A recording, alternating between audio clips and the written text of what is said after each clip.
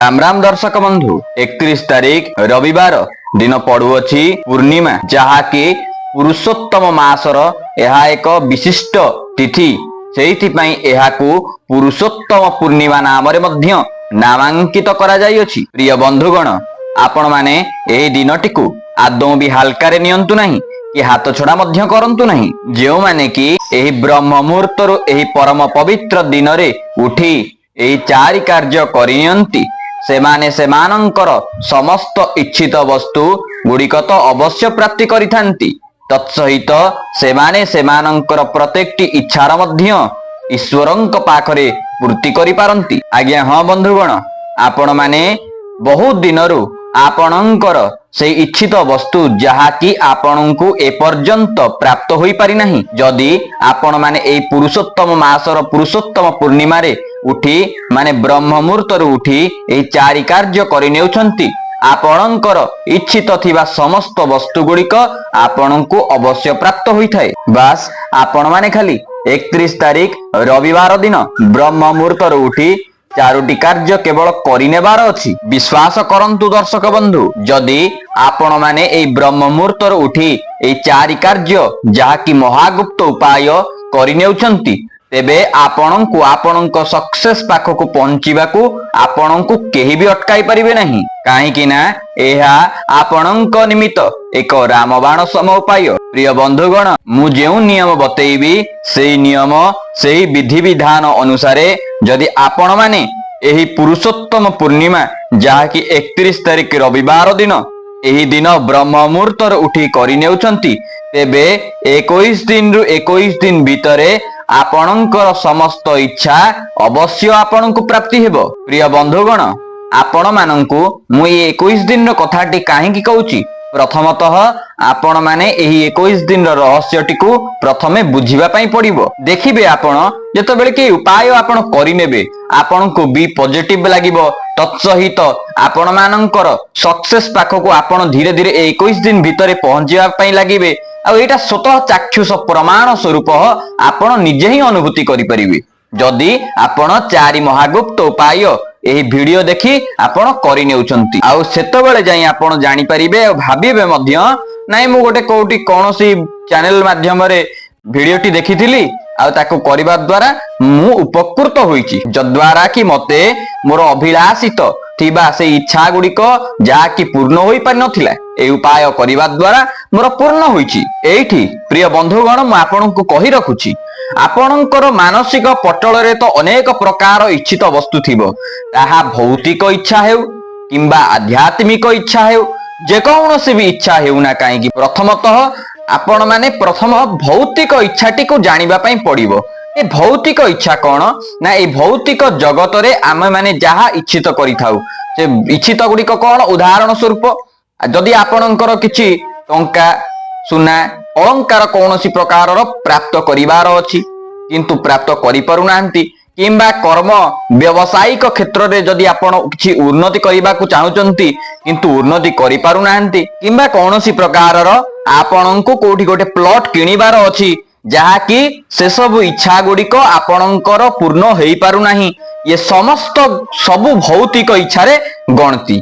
तेबे ए समस्त इच्छा मध्य आपणंकर अवश्य प्राप्ति आपणंको होइथाय। द्वितीयटी हेउची आध्यात्मिक शक्ति।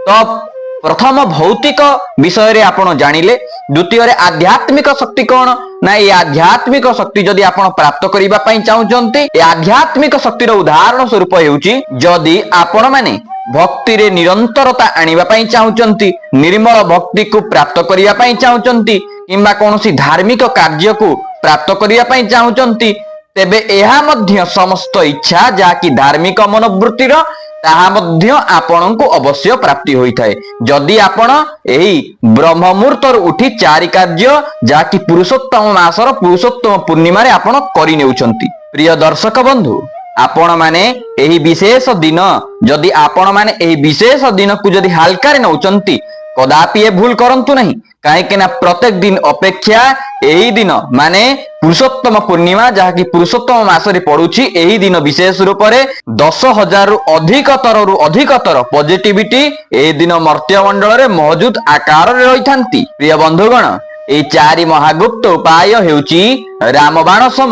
ବିଶ୍ୱାସ କରନ୍ତୁ ଦର୍ଶକ ବନ୍ଧୁ, ଆମେ ତ ଖାଲି କହିଦେବୁ, କିନ୍ତୁ କାର୍ଯ୍ୟ ଗୁଡ଼ିକୁ ଆପଣଙ୍କୁ ହିଁ କରିବା ପାଇଁ ପଡିବ। ପ୍ରିୟ ବନ୍ଧୁଗଣ, ଆପଣମାନେ କଣ ଜାଣିଛନ୍ତି କି ବ୍ରହ୍ମ ମୁହୂର୍ତ୍ତର ସମୟ, ଯାହାକି ସମ୍ପୂର୍ଣ୍ଣ ଶାନ୍ତ ଏବଂ କୋଳାହଳ ବିହୀନ ମୁହୂର୍ତ୍ତଟିଏ, ଯାହାକି ସେଇ ପକ୍ଷୀ ମାନଙ୍କର ସୁନ୍ଦର ସୁମଧୁର ସ୍ୱର ରାବ ଟୋଟାଲ ଆପଣଙ୍କର ଚାତୁର୍ପାର୍ଶ୍ୱିକ ପରିବେଶକୁ ଶାନ୍ତ ରଖିବା ସହିତ ଆପଣଙ୍କ ଭିତରେ ଏକ ନୂତନ ପଜିଟିଭିଟିକୁ ଏହା ଅବଶ୍ୟ ଆଣିଥାଏ। ଏହି ବ୍ରହ୍ମ ମୁହୂର୍ତ୍ତ ସମୟରେ ସ୍ୱୟଂ 33 କୋଟି ଦେବାଦେବୀଙ୍କ ସହିତ ମାତା ଲକ୍ଷ୍ମୀଙ୍କ ସହିତ ନାରାୟଣ ମହାପ୍ରଭୁ ମଧ୍ୟ ଯିବା ଆସିବା କରିଥାନ୍ତି। ପୁଣି ଏହି ଦିନ ପଡୁଛି ପୂର୍ଣ୍ଣମୀ, ଯାହାକି ପୁରୁଷୋତ୍ତମ ମାସ।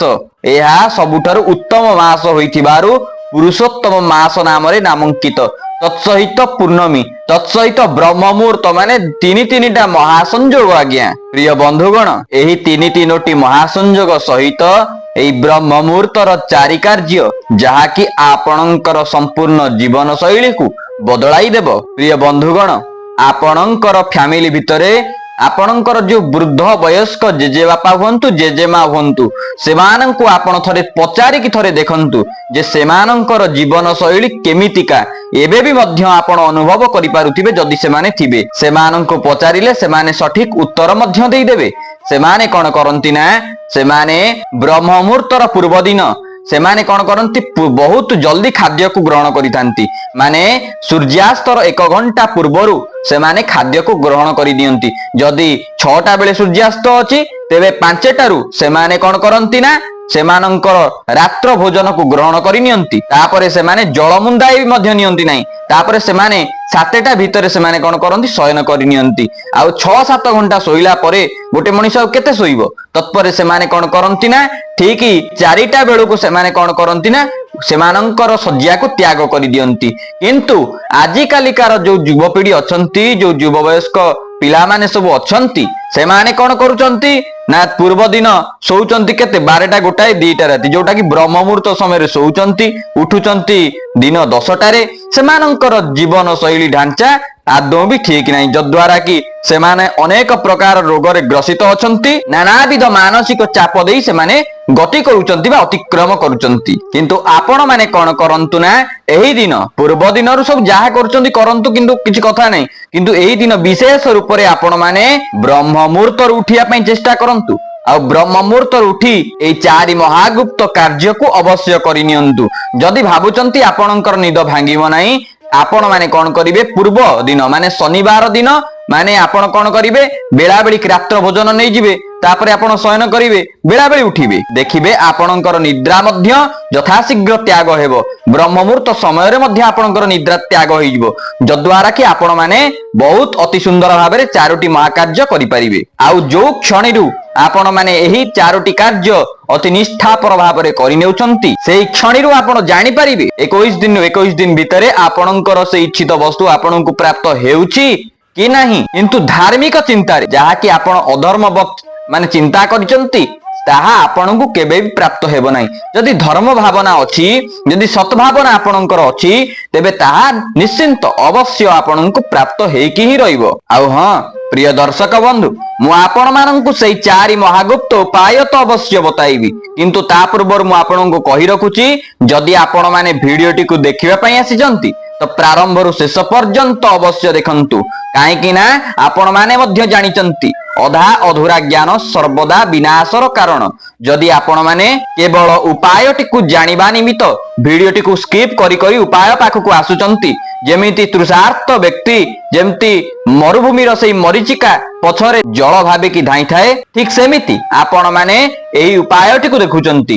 ଆର ଅର୍ଥ ହେଉଛି ଏହା ସମ୍ପୂର୍ଣ୍ଣ ରୂପରେ ଖଣ୍ଡିତ ହୋଇଯିବ, ଏହା କୌଣସି ପ୍ରକାର କାର୍ଯ୍ୟ କରିବ ନାହିଁ ଯଦି ଆପଣ ପୂର୍ଣ୍ଣ ନିଷ୍ଠା ସହିତ କରୁଛନ୍ତି। ସେଥିପାଇଁ ମୁଁ ଆପଣଙ୍କୁ କହୁଛି ଭିଡିଓଟିକୁ ପ୍ରାରମ୍ଭରୁ ଶେଷ ପର୍ଯ୍ୟନ୍ତ ଅବଶ୍ୟ ଦେଖନ୍ତୁ। ଆଉ ହଁ ଦର୍ଶକ ବନ୍ଧୁ, ଆପଣ ମାନେ ଚ୍ୟାନେଲ ନୂଆ କରିଥିଲେ ଆମ ଚ୍ୟାନେଲ ସତ୍ୟଶାନ୍ତି ମାର୍ଗଦର୍ଶନ ଚ୍ୟାନେଲଟିକୁ ସବସ୍କ୍ରାଇବ କରି ନିଅନ୍ତୁ। ଭିଡିଓଟିକୁ ଗୋଟେ ଲାଇକ୍ କରନ୍ତୁ, ବିପୁଳ ପରିମାଣରେ ସେୟାର କରନ୍ତୁ, କମେଣ୍ଟ ବକ୍ସରେ ଜୟ ମାତା ମହାଲକ୍ଷ୍ମୀ ଅବଶ୍ୟ ଲେଖି ଦିଅନ୍ତୁ। ତ ଆସନ୍ତୁ ଆମେ ଜାଣିବା ପ୍ରଥମ ଉପାୟ, ଯାହାକି କର ଦର୍ଶନ। ଏହି ପ୍ରଥମ ଉପାୟରେ କର ଦର୍ଶନ ଶୁଣି ଆପଣ ମାନେ ଆଶ୍ଚର୍ଯ୍ୟ ହୋଇଯାଇଥିବେ। किंतु आपण माने जेतिकी आश्चर्य होउचंती ताहा कोनोसी साधारण आज्ञा नुहे।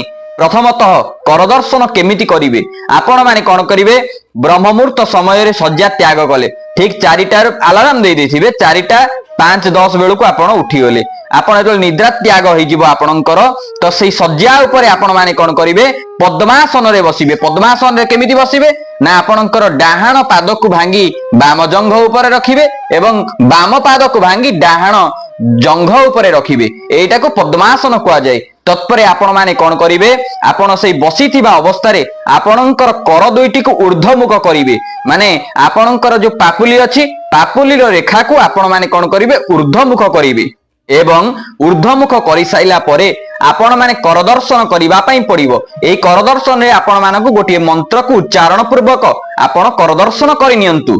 कोन सेही मंत्र ओम कराग्रे वसते लक्ष्मी कर मध्ये सरस्वती कर मूले तु गोविंद प्रभाते कर दर्शनम।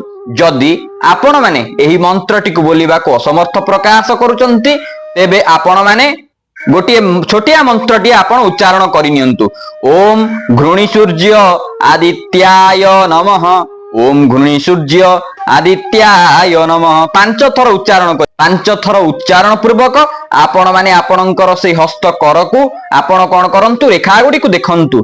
जदि आपण एभली कार्य करूचंती तेबे देखिबे दर्शक बंधु यार गोटे विधि अछि गोटे स्वतंत्र उपाय मध्य अछि काहेकि ना ब्रह्म मुहूर्त समय रे सूर्य देखा जानती नाही तो आपण माने आपणकर हस्त रे प्रथमे सूर्य देवतांकु कोन कले दर्शन कले जद्वारा कि आपणकर भाग्य को मध्य आपण दर्शन कले जद्वारा कि कोन हेबो आपणकर सोई रहिथिबा भाग्य मध्य पुनः जागृत होई जिवो आ आपणकर जेउ माने वस्तु प्रति लालसा अछि से समस्त किछि आपणंकु अवश्य प्राप्त हेबो। द्वितीयटी हेउची भूमि दर्शन बा भूमि प्रणाम सेई भूमि प्रणाम रे आपण माने कोन करिवे सेई पद्मासन रे बसी दिबे जदि आपणकर हाथ पाउची किबा आपणकु जेमिति सहज सुविधा हेबो आपण माने भूमि प्रणाम करंतु दुई हाथ लगेई आपणक मस्तक रे लगांतु एवं हाथ जोड़ी टिके धरित्री माता को आपण प्रणाम करंतु आखि बंद करी गोटे मंत्र को आपण उच्चारण करंतु। कोन सेई मंत्र ओम समुद्र वसने देवी पर्वत स्तन मंडले विष्णुर्पतिर्नमस्तुभ्यं पाद स्पर्शं क्षमास्वमे। जदि आपण माने एई मंत्रटी को बोलिबा को असमर्थ प्रकाश करूचंती तेबे आपण माने गोटे छोटिया मंत्र उच्चारण करंतु।